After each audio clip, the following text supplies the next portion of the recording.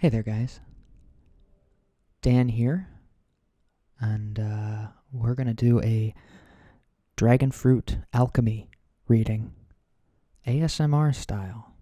This is a new experience for me, so what I have sitting in front of me is a product called Anthromancer.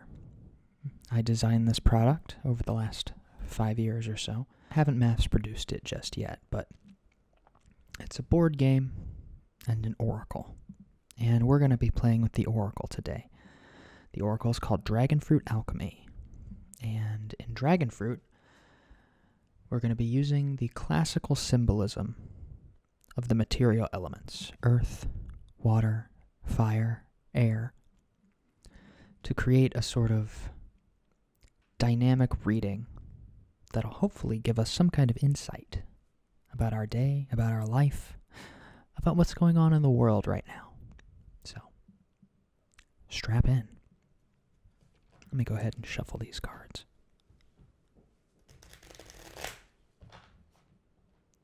So, in most oracles, tarot, astrology, the I Ching, there's a lesson, a philosophical idea that the oracle is attempting to express. And in Dragonfruit Alchemy, what we're trying to express is that the world, or life, I guess, our life in the world, is best understood as a series of lessons. And that we don't actually know everything we need to know. And we probably never will. The fundamental assumption in Dragonfruit is that we are all foolish people. And the symbols in these cards help us understand our blind spots and grow into more whole, compassionate people. So I've got the deck shuffled there. I'll do a little.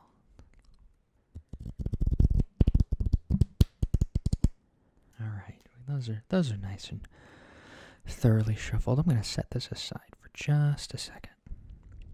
So what I have here is I have the board, I have the deck, 71 square cards in here. I have 3 dice. These dice have names. In the system of Dragonfruit, each one has a unique character. So we have the Fool die, and we have the Fox die, and then we have the Zodiac die, and each one means something different. I've also got this little card here, and this has all the quick references for all the things that I'm going to be turning over, all the meanings of all the cards and the dice. For the dice, we have this little graph here, lots of little shapes. I'll refer to this as we go. So, the first thing that you do when you do a Dragonfruit reading is you take the Fool and the Fox dice. So we're going to set the Zodiac die aside, and we're going to roll these together. Now the Fool die is going to create an archetype.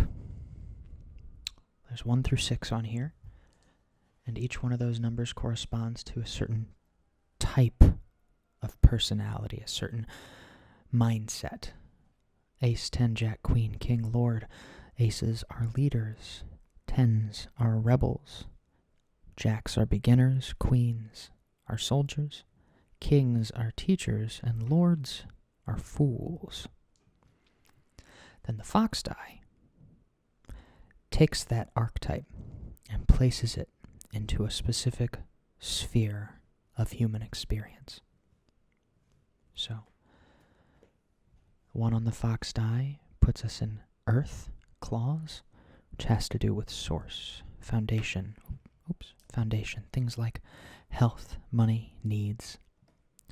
Water is emotion, romance, fears, impulse. Fire is direction, goals, motives, and duty, the direction that your life is moving. Air is connection, things like love and logic, so both emotional connections with the people around you, but also intellectual connections with ideas and mindsets. has to do with tribe. Then there's ether, which is your voice, your creativity. That doesn't come up as often, but if it does, we'll get to that. And flow, the element that governs all the other elements, the flow of the universe, the Tao. So we're going to roll these 2 dice together, and it's going to create a character archetype through which the rest of our reading will be filtered. This is sort of us. This is who we are today. Today, this is who we are, the fool and the fox together. So let's roll these dice.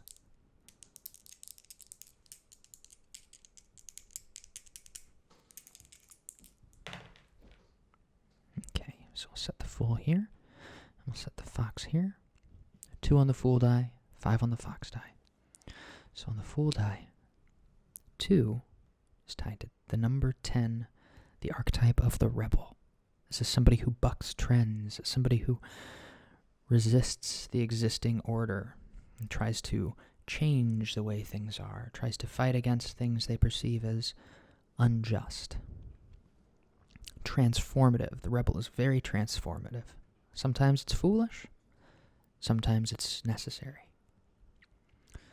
The fox die here created 5, which is ether. I said we might come back to that, and here we go. So, ether is voice, creation, actions, art, and power. So taken together, these 2 dice create a character who is a rebel in the house of creation. Somebody who is creating something maybe they aren't supposed to, or using their creative power, using their actions, their words, their art to force change in the world. That's the person that we're going to embody today. That's our reading is the Rebel of Stars.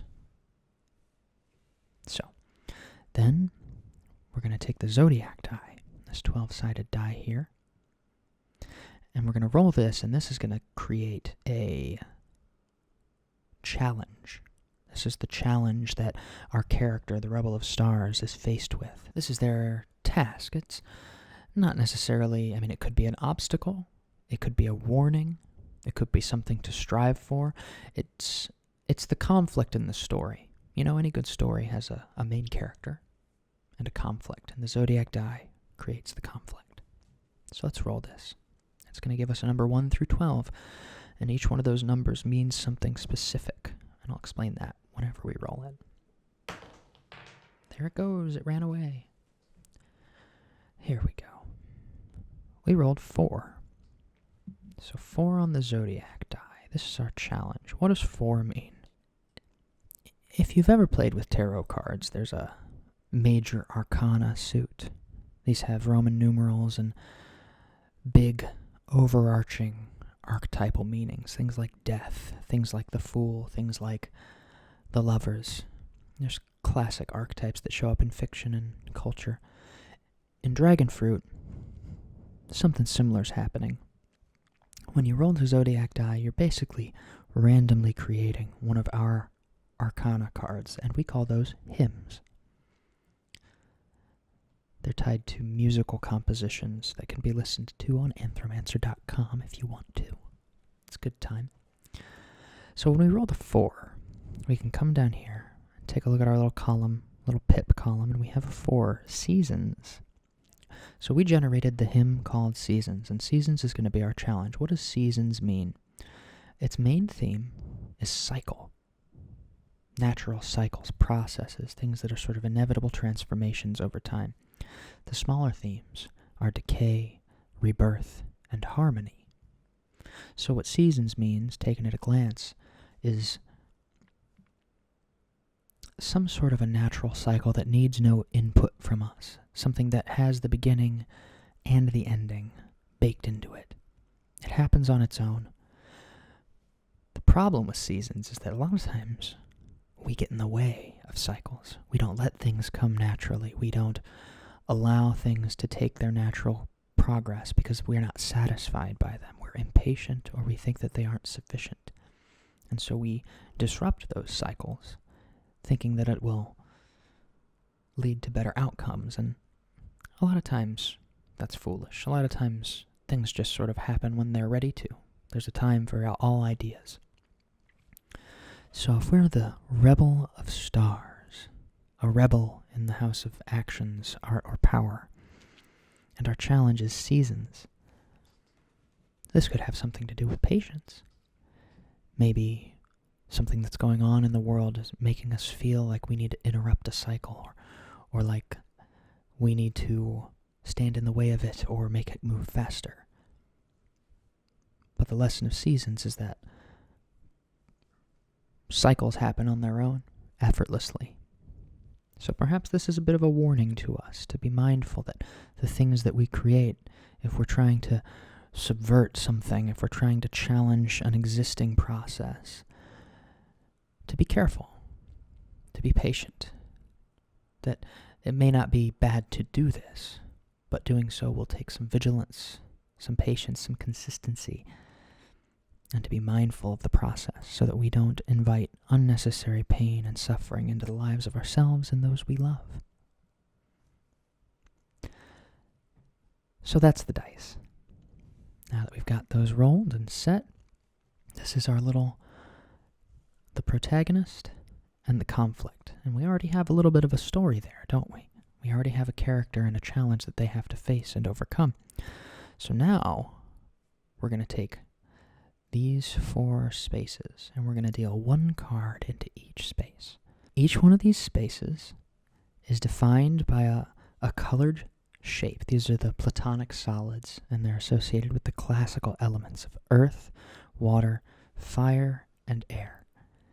And each one of those elements is associated with a different sort of temporal consciousness quality.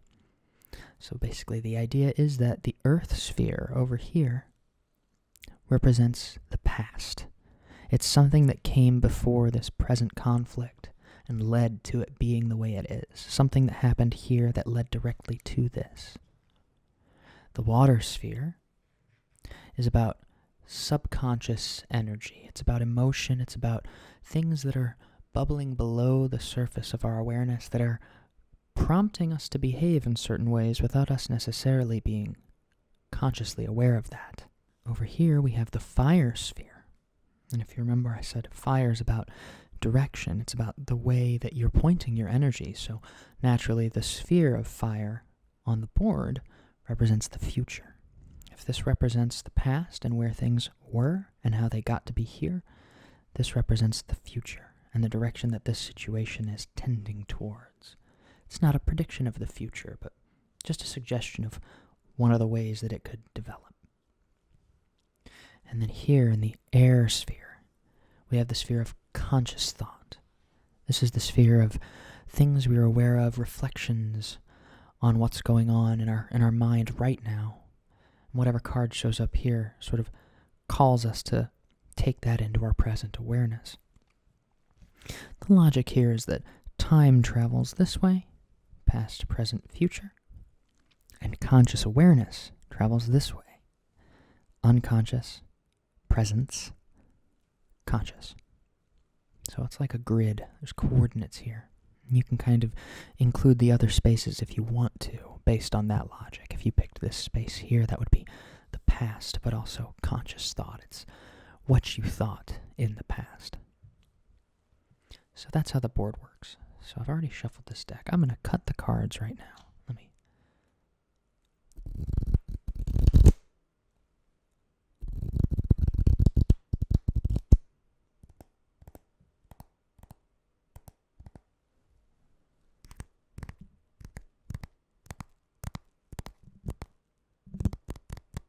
Okay.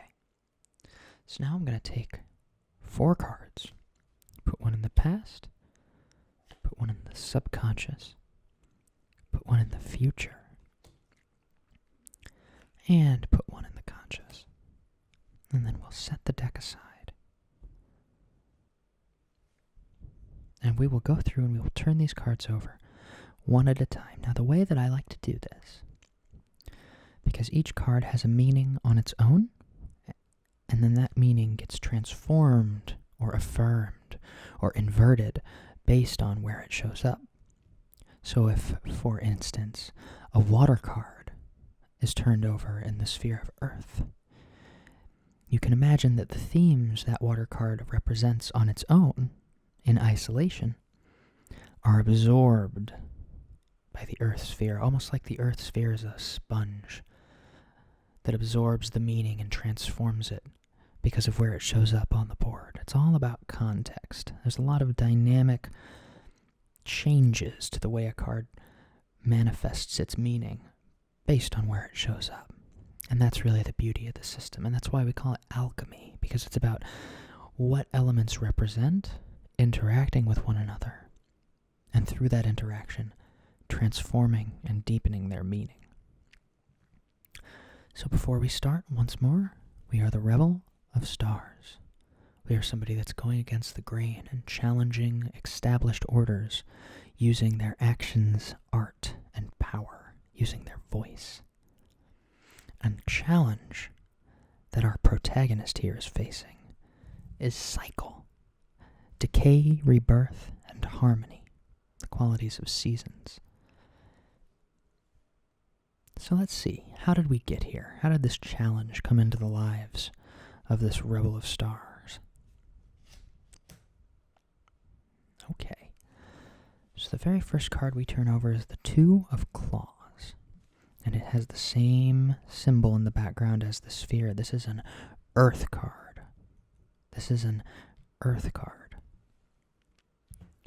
Now, by itself, what does the Two of Claws mean? Right? It's just a shape and a number. You have to know a little bit about the system to know what it means. So what we can do is we can come to our quick reference card, and we can slide down to the twos. Two is tied to the hymn called Meat War. I know, it's a funny name.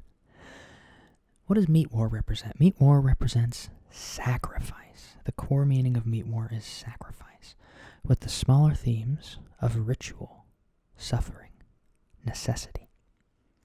So the Two of Claws means sacrifice, but it means sacrifice specifically in earth.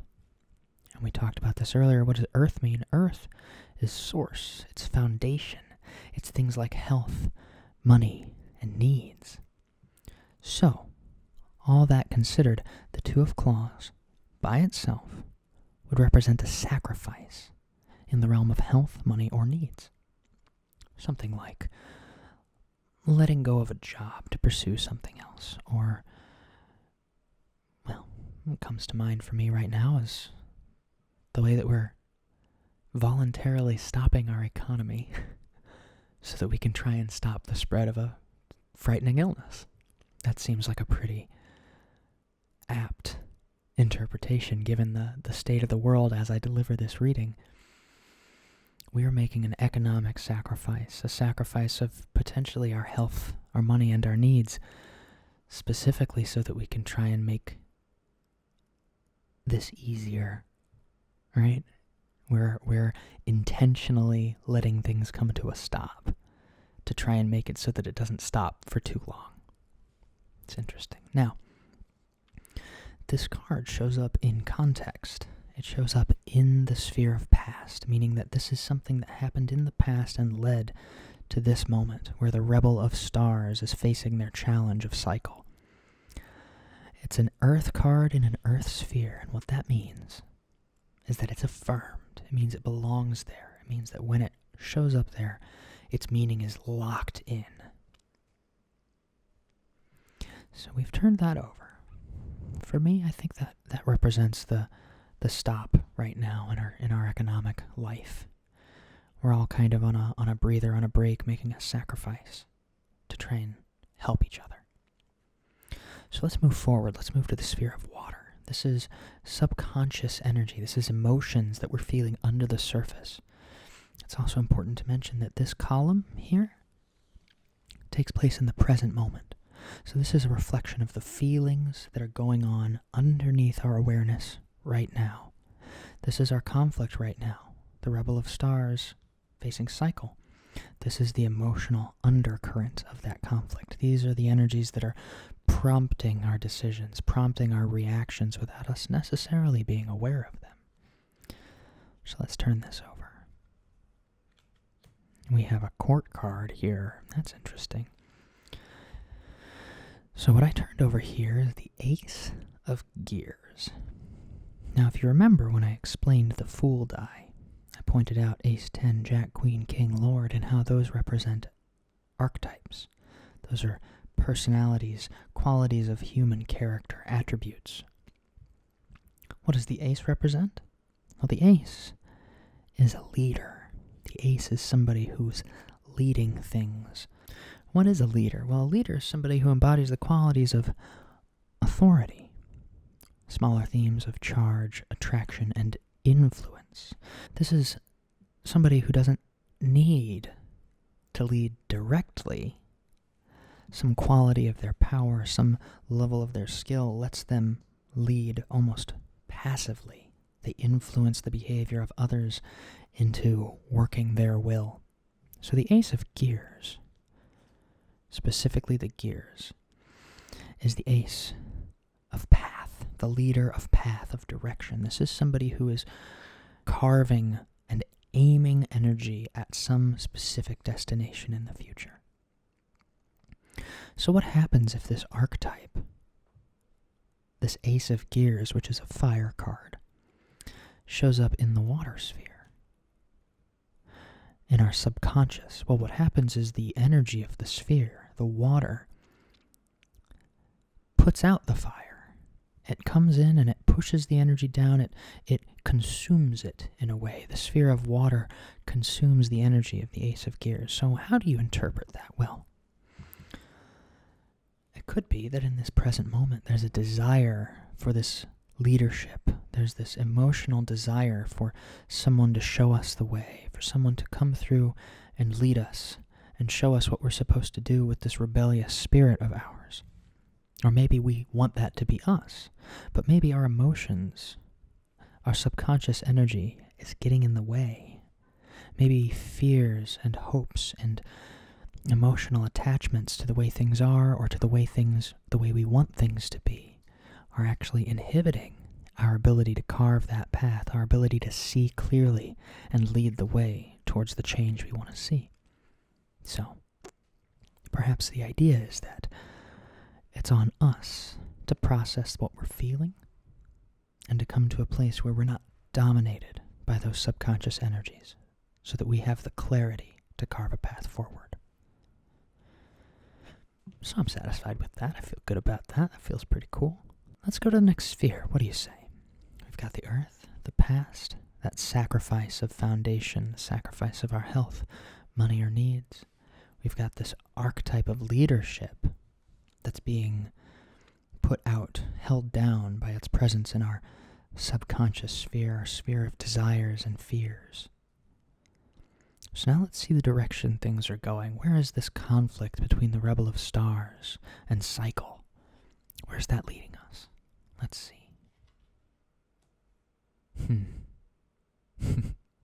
I'm a very skeptical person. I promise. I don't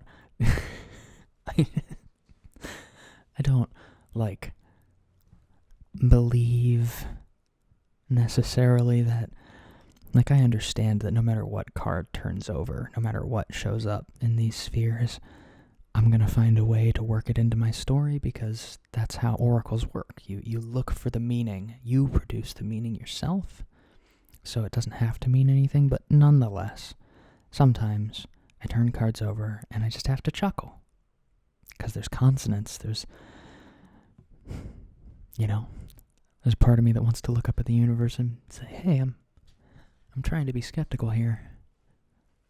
Are you playing pranks on me? Because it's making me look stupid. So what we just turned over here in the sphere of future is the Four of Souls. So what's the Four of Souls? Well, this is a 4, and we rolled 4 as our challenge die, so this takes its meaning from seasons, cycle, decay, rebirth, harmony. This is specifically a cycle related to emotion. This is decay, rebirth, and harmony of romance, fears, and impulse. Something in our subconscious energy is transforming. So what happens when that Four of Souls shows up in the sphere of fire, a water card in the fire sphere? Well, It's the same fundamental interaction as what happened when that fire card showed up in the water sphere, but it's the opposite. So now, instead of being made weaker by its presence, the card is made stronger. The direction that this situation is developing specifically feeds into this cycle of emotion. It's almost like if we stay on the path we are on, there will be inevitably a transformation of the subconscious energy that, in the present moment, seems to be inhibiting our leadership, seems to be preventing us from seeing the path forward. So, if we just stay the path, if we're patient and keep moving, it seems like that blockage will sort of work itself out. That's kind of nice. That's a nice little auspicious thing. I like that. I think that's satisfying. Let's move on to the final card. Up here, in the sphere of air. This is the sphere of logical thought, of reason, of conscious awareness. This is what's going on in our heads right now. What's the narrative we're telling ourselves? What's the story we believe about what we're going through, and about what's next, and about where we come from, and about what's underneath? What's the story? So we turn this card over last, because all these other cards bring things up, right? Especially this one. It brings things up from our subconscious. It kind of forces us to think, what are we afraid of? What's holding us back? Where are we going? Where did we come from? Once we've got all those ideas fresh, bouncing around in our mind, then it makes sense to reflect on them. So let's see this reflection card. Interesting. So we have another archetype card, but this time it's the Queen. It's the Queen of Blades. So what does the Queen of Blades mean? Well, a queen is a soldier. This is somebody who embodies the qualities of devotion with the smaller themes of faith, loyalty, and surrender. The queen is a figure who is devoted to manifesting something, whatever sphere they happen to find themselves in. They are pouring their energy into something. They're very active figures, protective, sometimes aggressive people. The queen is a figure who has surrendered to something, given in and decided that they are going to focus their energy on something. It could be something outside of them, such as a mother devoting themselves to their child. It could be something within them, such as a person being devoted to an idea that they wish to see manifested in the world. Now, this queen in particular is the Queen of Blades. This is an air card in the air sphere. The Queen of Blades is devoted to vibe, connection, love, logic, tribe. So this is somebody that is either devoted to their tribe, their family unit, the people that are directly around them, or devoted to a mindset, an understanding, a sort of level of consciousness. So this figure here, this archetype, has manifested in our sphere of air, our sphere of conscious thought in the present. So what could that mean? Well, it could mean a couple things. Let's say we're the Rebel of Stars, right? Come back here, Rebel of Stars, with the challenge of cycle. Our challenge is cycle. We're a being that wants to transform something using our actions, art, and power. And the conflict we're facing has something to do with the natural cycle of things, the way that things take their form without any effort. And the warning is usually that we can disrupt these cycles if we're not careful. So we have this sacrifice in the past, this sacrifice of health, money, or needs, blah, blah, blah, sacrifice. And then here in subconscious, we have this quality of leadership, this mindset of cutting through and seeing the direction we need to go and the ability to lead others along with us. But it's being hampered by emotions. It's being hampered by subconscious energy, fears and desires that are clouding our understanding of what needs to be done. They're thwarting our power a little.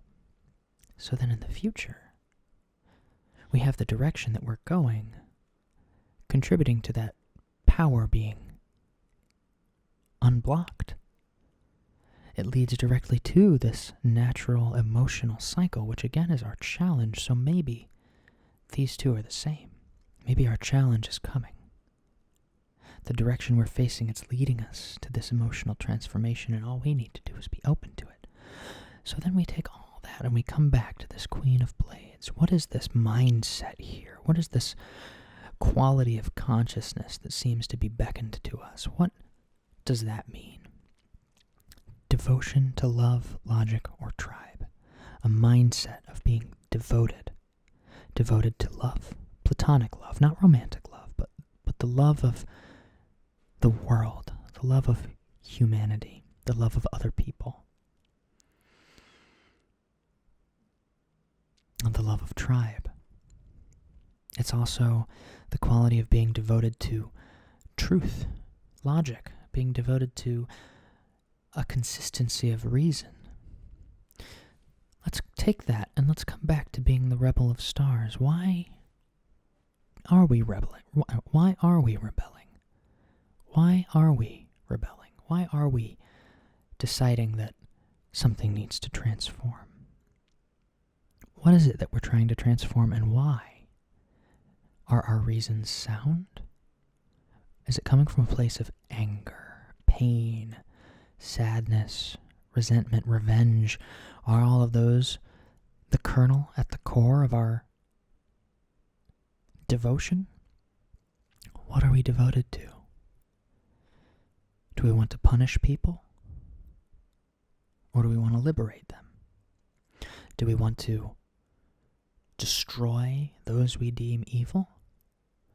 Or do we want to transform what we perceive to be unjust? What is our cause? What is the quality of energy that's fueling the direction we're going? And are we satisfied with that? What I think most wisdom traditions would advise, what I think most people in the world could use right now, is some devotion to love, some devotion to tribe. This sacrifice has us all a little bit on edge, and it has us all worried. But now's not the time to become atomized, to allow our consciousness to go lower and reduced to fear and apprehension and scarcity. No, I think that's a self-fulfilling prophecy. I think that if we don't let ourselves be transformed up, we'll be manifesting our worst fears directly in front of us. But who's to say? We're all fools in this world. Those of us who recognize it. That concludes our Dragonfruit reading. I think that was a pretty good one. I like the lessons that we got through today. I like the messages that the cards and dice brought us. But I'd love to hear your thoughts. What did you like about this? What did this make you think about? Did this make you think of anything more personal? Anything that's happening to you in your life? Don't share anything you don't feel comfortable. Share as much as you like, but what did you like about the process? Does it make you curious about anything? And is there anything that you think I should think about the next time I do one of these? Leave us a comment. Thanks for watching, guys. Please, if you enjoyed this, share it with your friends. Like, subscribe. We're hoping to do these a lot more often. And you can follow us on Patreon. You can become a patron. We would really appreciate that. That'll help us keep putting things like this out.